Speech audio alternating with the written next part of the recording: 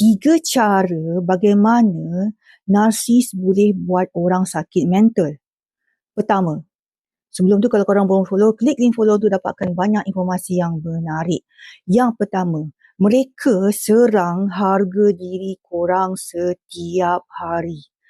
Sindiran, perbandingan, manipulasi, merendahkan, menghina, memaki, semua dilakukan berulang-ulang.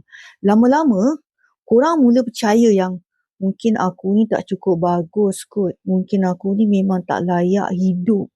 Itulah akar daripada depresi kemurungan. Bila korang hilang keyakinan diri terhadap diri sendiri.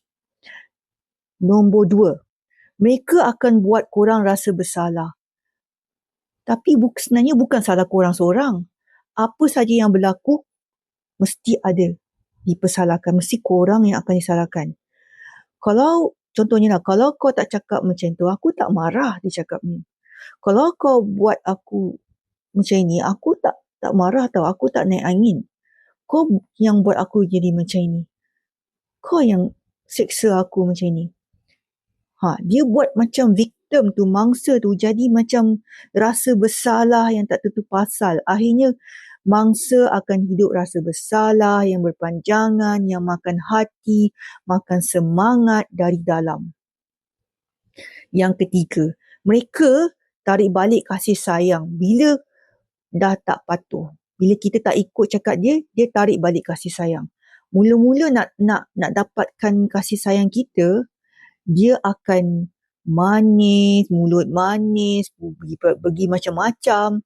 Tapi bila korang nak bersuara, nak cakap satu yang tak betul, korang letak sepadan, mereka dah mula nak hukum korang. Hukum emosi. Itulah namanya kasih sayang bersyarat.